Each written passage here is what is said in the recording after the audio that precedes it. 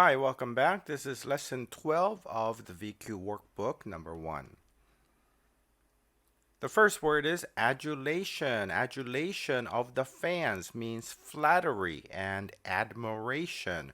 And that means excessive or slavish admiration that you would get from fans of a celebrity. And this is the kind of fawning that they do to the celebrity, kind of worshiping them as if they're some kind of a god. That would be adulating. This is the verb. The verb is to adulate. They are being adulatory, adjective. And if you wanted the person, you would call that person an adulator. Benign. Benign sun, benign tumor. Benign can mean kindly or favorable, so something nice and gentle and kind. Or it could mean harmless, which is a different definition. It means it's not great, but it's not harmful. So it's just kind of neutral. So when we talk about the benign sun, we're talking about kind, gentle, warm sun that you feel on a spring day. That might be described as a benign sun. So you can talk about a benign teacher, and that would mean a gentle and kind teacher. But when we talk about a benign tumor, we're talking about a benign tumor versus a malignant tumor. A tumor is a growth of cells that happens in your body. If your doctor detects a tumor growing, then the doctor will order a biopsy. A biopsy is cutting out some of the cells from your body and then having it examined. And if it turns out that it's cancerous, then we call that a malignant tumor. But if it's just a growth that's not going to continue growing and it is not cancerous, we call that a benign tumor. Denounce. Denounce the crime. To denounce is to condemn or criticize. So openly saying that something is bad, someone has done something wrong. D, of course, we have seen many times. That means down or away. Please memorize that. And the nounce part, you don't have to memorize, but it occurs a lot, so you should know the nounce part is to report. So we can compare that with some other words, and we've seen this before. The words renounce, renounce her religion. That was one of our phrases we already covered. Or to announce something, or to pronounce your words, or to make a pronouncement, or that's like an announcement too. And these words are all related in the sense that they are reporting something. The letter CF there is shorthand for confer, Latin word confer, which means to compare. So whenever we're going to compare with something else, we'll write the initial CF. Elusive. Elusive quarterback. An elusive quarterback is evasive, or it's an idea that is baffling. So the idea of the elusive quarterback is a quarterback in a football game who runs away from the opposing players.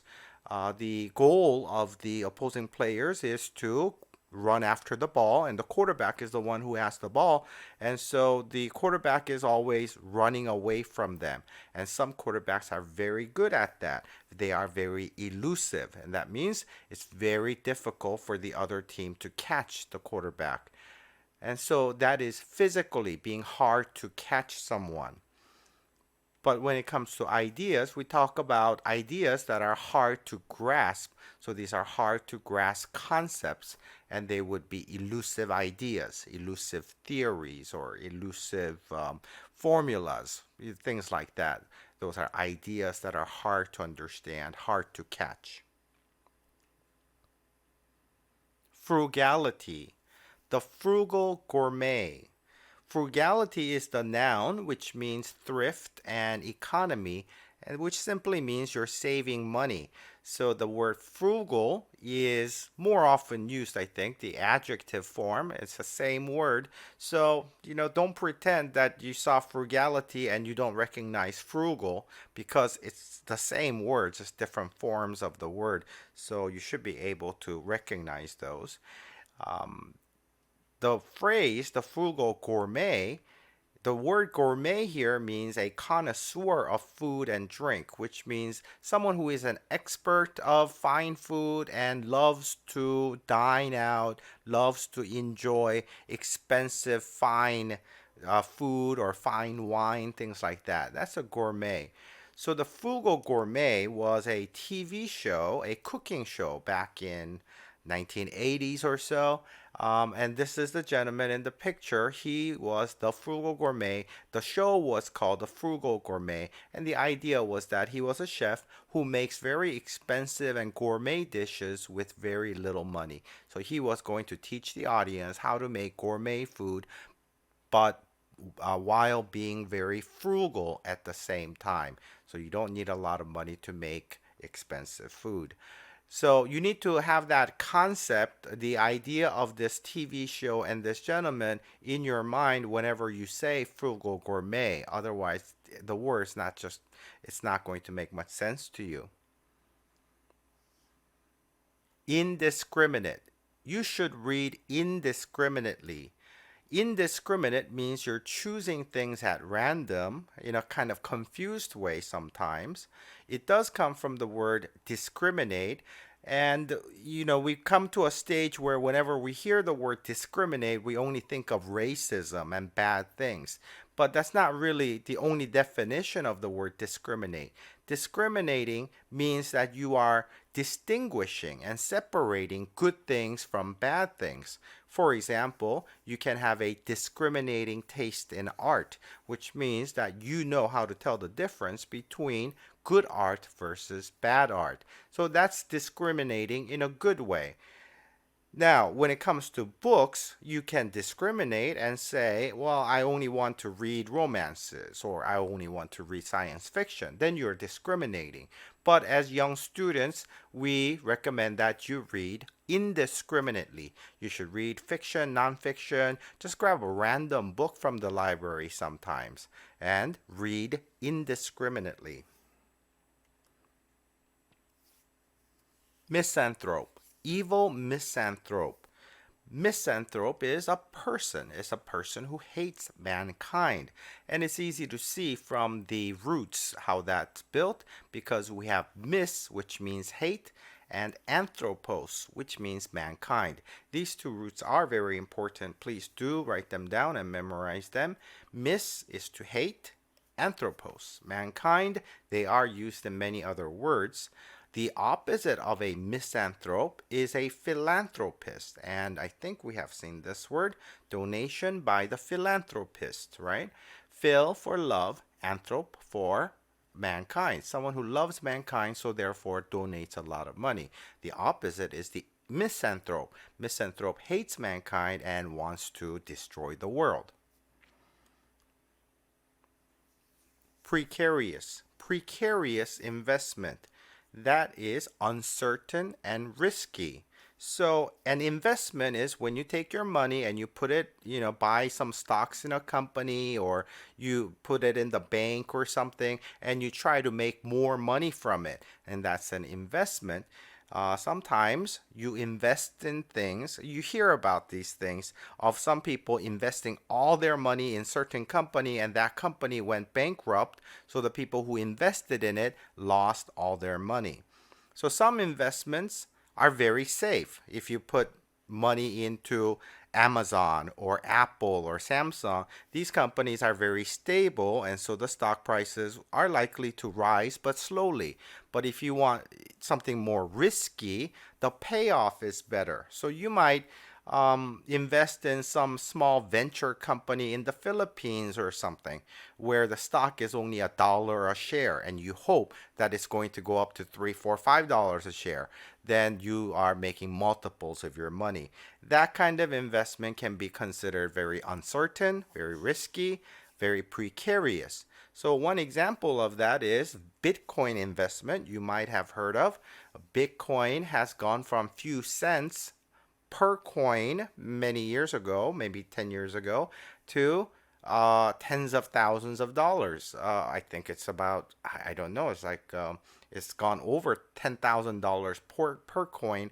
I think it's at this time it's maybe 6, 7,000 or so. So it was a big talk of all the people trying to invest, but it was still a precarious investment, and we don't know what's going to happen with that. I certainly don't at this point. Um, and so we just have to take the risk or stay away from these kinds of precarious investment. Also, we talk about things like precarious balance. That's when you have something in a very uncertain kind of balance, physically speaking. And that's what the picture is here. The witch girl is balancing on her broom, and that's a very precarious balance. She might fall off at any minute. So if you take a glass of water and you put it at the edge of a table, your mom could, might get a little nervous that, it's at a very precarious position and you might knock it over. It's likely to happen. It seems very uncertain and risky. Resolve, a firm resolve. Your resolve is your determination to do something. The feeling that you have to do something, that sureness is your determination. So do you have a firm resolve in learning these words, I might ask you? Then you will study very hard. So it is similar to resolution, as in the New Year's resolution that we saw. That is your determination to do something. So we might see a sentence like this. He was unwavering in his resolve to become an astronaut. So here we're using the noun form of resolve, as in his resolve. Of course, resolution is from the verb resolve. I resolved to do something, so I made a resolution. But they're basically all the same. Taciturn. Taciturn cowboy. The definition is habitually silent and talking little. So why is it a cowboy? Well, it's because of this image that you see in the picture here. Back in the days, right now, these days, advertising for cigarettes and alcohol are very limited. But back in the days, we saw a lot of these billboard advertisements and full-page magazine advertisements of this Marlboro man all over the place. And he was kind of the main figure for the Marlboro advertisement. He was a cowboy standing in all different sorts of positions in the kind of out west kind of scenery. And he's never with other people. He's always alone, smoking with a horse maybe, or just kind of leaning against the wall or something. Never talking anything. He just seems to be just kind of grinning and looking out into the sun. And that's the kind of image of the taciturn cowboy that we're talking about here. He's habitually silent. So even if you went up and said something to him, he probably wouldn't say more than 2 words to you. That's being taciturn. The root here is tactic. It means silent, and we see this root in the word reticent. I think we covered reticence of the suspect. If we haven't, then we will see it later. I can't remember which words we already did and didn't, but reticence is about that. It's about being not speaking, being very silent, because the suspect is caught by the police, and in those situations, suspects don't like to say anything. So they stay reticent. It has TIC, just like the TAC here. It means not talking. Thanks for watching. That was lesson 12. I'll see you back at lesson 13 video.